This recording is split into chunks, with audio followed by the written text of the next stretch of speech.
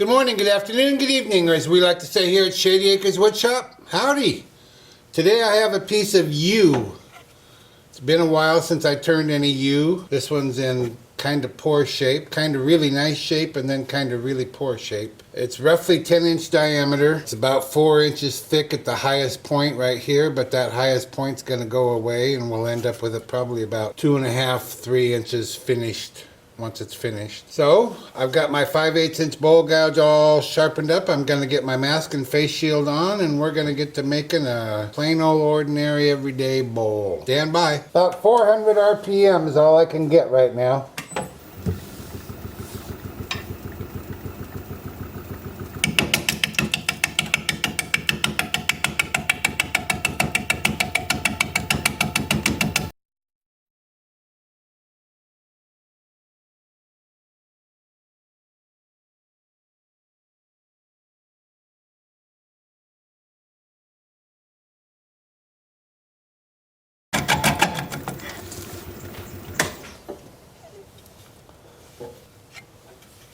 Might be able to pick the speed up a little, or not. Not.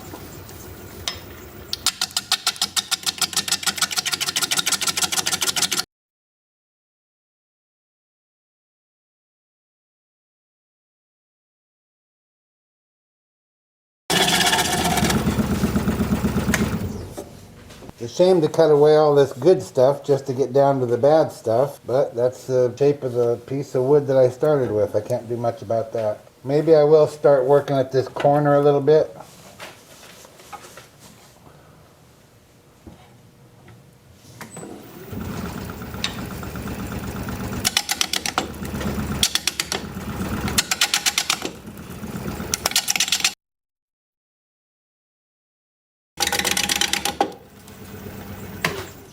Well, that's actually bringing it into balance pretty good. I guess I'll work on this, on the side of it. See if I can get it rounded up. That might help, huh? Sure won't hurt.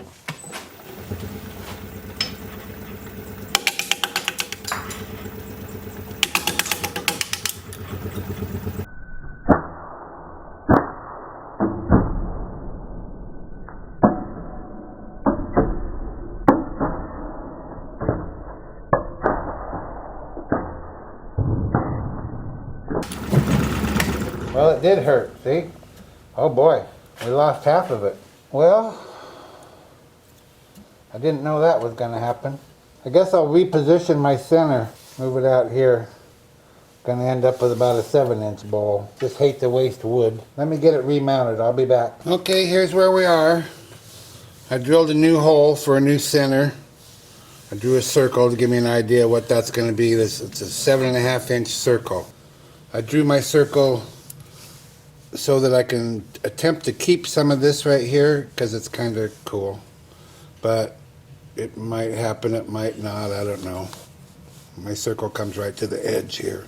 Anyway, so I'll get it mounted back up on the woodworm screw, bring up the tailstock again, and we'll get back to rounding up the outside and then back to the bottom. Well, I guess I could have sped this up a little bit by taking it over to the bandsaw, but too late now, it's already mounted.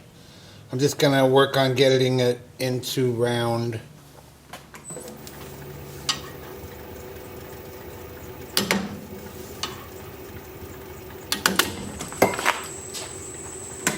Or a little less than that maybe. Still falling apart. And I see there's a crack here that goes all the way. Wow. Well, I just didn't see any of that in this weathered wood. Well, what about a 6-inch bowl? Hey, never give up. Alright, here we go. This is too much fun. Maybe I should put my face shield down, huh? Good plan. Wow. It just keeps peeling off. 5-inch bowl, anyone?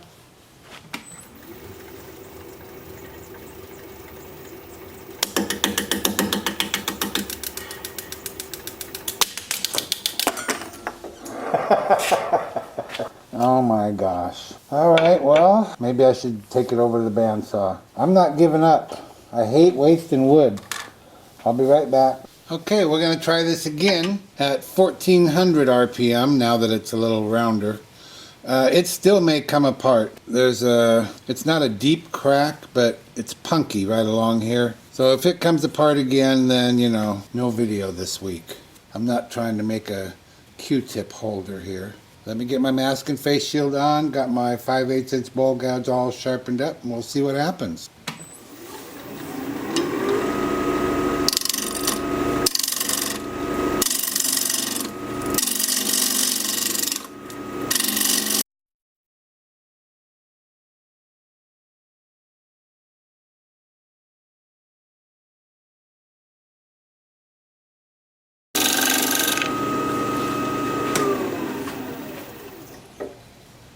Pretty ugly shape. I don't even know what to call that. Well, let me work on the bottom, get a tenon on there, see where we are. Okay, we'll start with just flattening off the bottom here, make a tenon, and then refine this shape. Right now it looks like a cottage cheese container or something.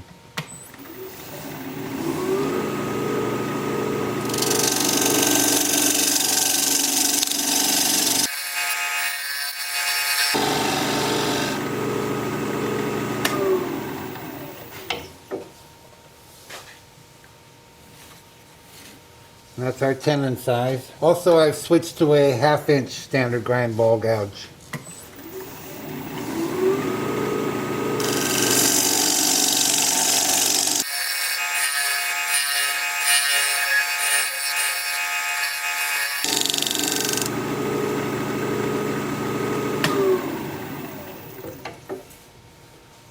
And I'll just use this spear point tool, diamond point tool, to square up the sides of the tenon.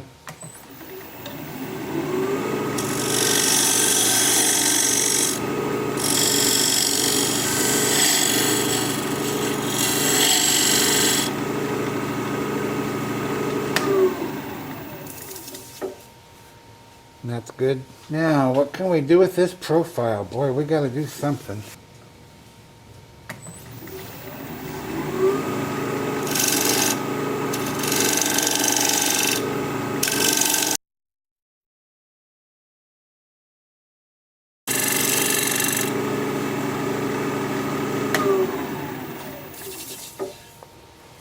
Okay, time for sanding.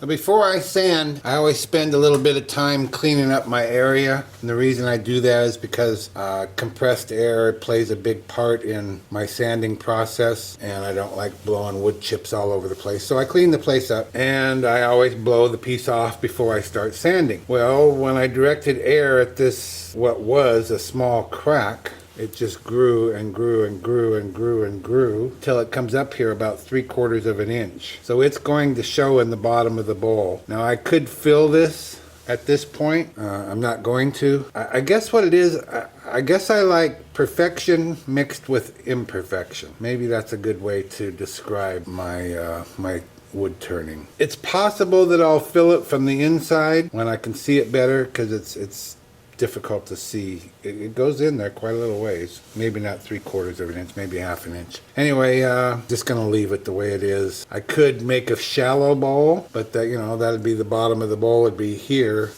and all this would be wood. So that doesn't make too much sense to me. I'll probably run into it when I'm hollowing out the top of the bowl. And I'll make a determination then whether or not to fill it, but I probably won't. We'll just have a big crack through the middle of the bottom of the bowl. And I know that drives a lot of people crazy. Sorry about that, but I kind of like it. So I'm starting with 180 grit. I got a pretty good finish off the tool here. So I'm gonna start with 180 grit. Work up through at least 400, and we'll probably go with sanding sealer and shellac on this piece. So let me get my mask on and we'll get started sanding. I'm starting in reverse at 350 RPM.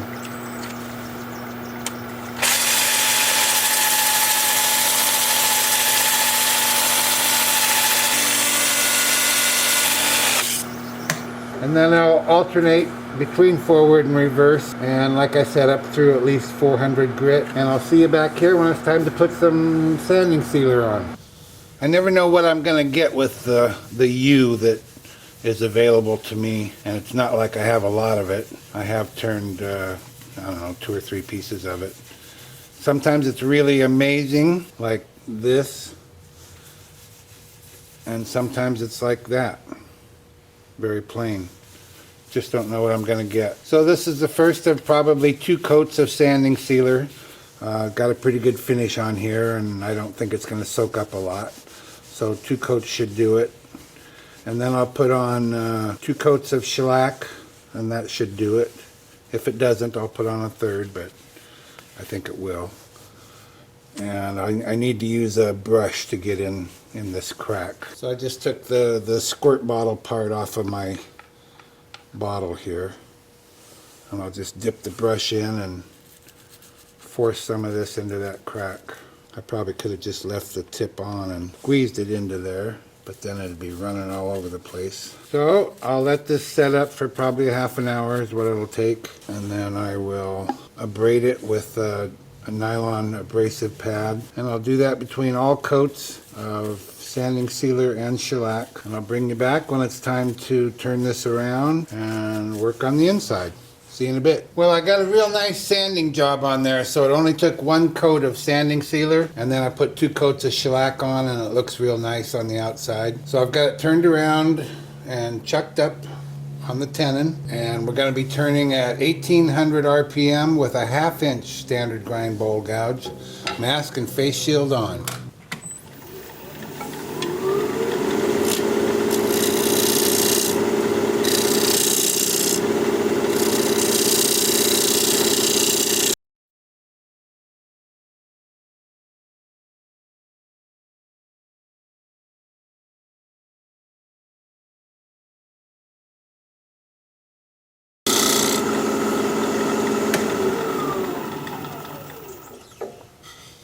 And there's that defect from the bottom. So I could stop there, but it'd sure be a shallow bowl. I think we're just going to have a defect in it, that's all. I'm going to sharpen up.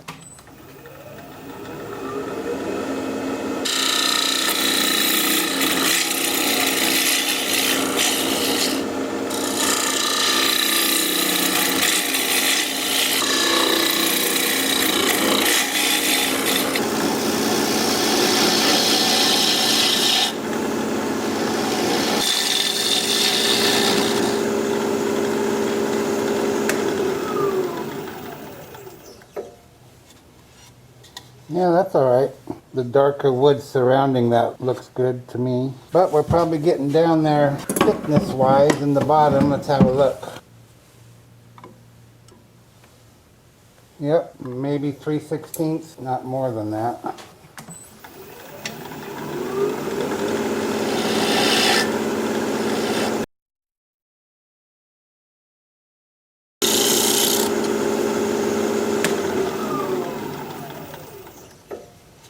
Well, I'm going to scrape it.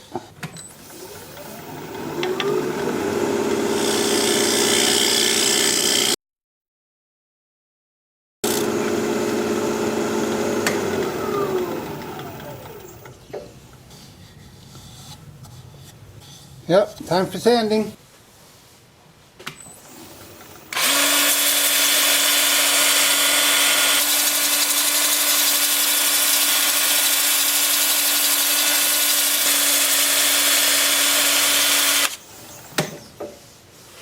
So that's what I'll be doing for just a little bit. This shouldn't take long, about a half hour. Stepping through the grits, or not even that long, I guess. Starting at 80. Oh, you know what? I did start at 80 grit. I meant to start at 180 grit. I had a nice smooth finish in there. Oh boy, I'm so used to starting with 80. Well, okay, starting with 80, working up through 400. I'll bring you back when it's time to put the sanding sealer inside there. Yes, I do see that crack in there. You see it? I like it. It adds interest, don't you think? Without that crack, you just have an ordinary bowl. At least that's how I look at it. Boy, it must be a warm day or low humidity or something, I don't know, but man, that's drying fast. It's not actually all that warm. It's in the 60s. Not cold, except for Billy. Billy's cold. I want to be careful here. I don't want this running out the back side all over my finished exterior. I don't know if it'll be 1 or 2 coats of this on the inside. I won't know until I take my Scotch-Brite pad. The inside has better looking grain than the outside. This part here is plain, but the rest of it's pretty nice. Okay, when my friend Gary, that's the Papa 1947, when Gary sent me his sanding paste, he told me that he used this over the top of a finish, and I think it was shellac. And that's what I have on here, is shellac, of course. And so I'm going to give that a try. This is a very, very smooth finish already. I'm quite happy with it. But, you know, maybe it'll be smoother. So I'm going to spread this Gary's sanding paste onto my finished piece and see if we can get it even smoother. So I ended up with 2 coats of sanding sealer on the inside. I think I only used 1 coat on the outside, and then 2 coats of shellac inside and out. And now we're just trying the sanding paste, which will be kind of like a rubbing compound used in this manner. And I can hear the grit working. Turn the speed up. There's about 800. Woo! Whoa! Nice. It is even better. It is even better. And it was very smooth to start with. Good job, Gary. Okay, I've removed the piece from the chuck. I've installed this block of wood with a non-slip surface on it. And I'm just going to put the bowl over that and bring up my tailstock. I still have the center hole there for reference. And I'll just advance the ram. Make sure that feels like it's centered, and it does. I don't want to apply too much pressure because it is kind of a thin bottom. And then I'll bring up the tool rest. Spin this up a little bit, make sure it looks like it's centered, and it sure does. Real nice. And then I'll just take a 3/8 inch standard grind bowl gouge, set the speed at about 600, and start removing the tenon.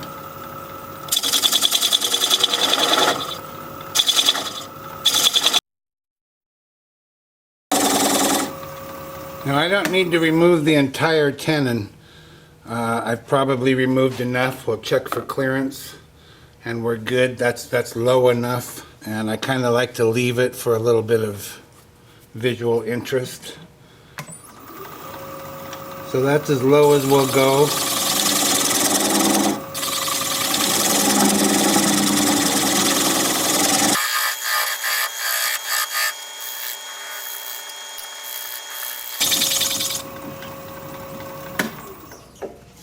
Then I'll take a 3/8 inch swept back gouge, and I'll adjust my tool rest so that I'm a little closer, and we'll complete the tenon removal. At least this portion of it, that's all we're removing.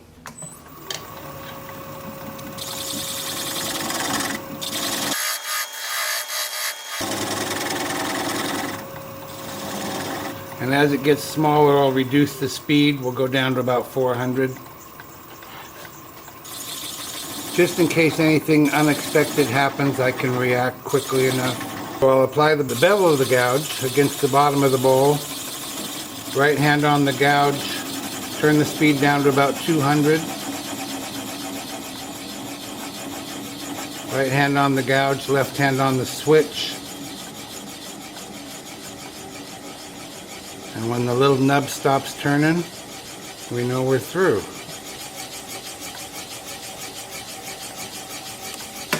Like that. Completely controlled. It doesn't always work. You may have noticed if you watched some of my other videos. It works about 90% of the time. Once in a while it'll break off unexpectedly if there's a defect or something in there. But not the case here, so I'll take this over to the workbench and just sand up what's left. Well, there it is, one U bowl in the books. Started out to be a largest average size bowl. Ended up being a small bowl with a cool defect. Really nice finish. Very plain grain on that side. Very pretty grain on this side. Sometimes that's just the way it is.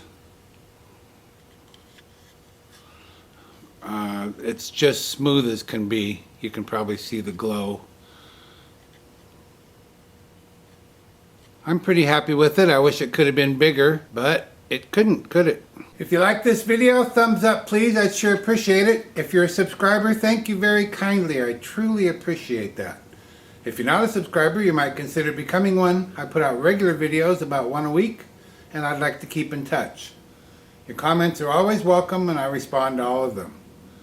So for now, this is Phil, Shady Acres Woodshop, signing off.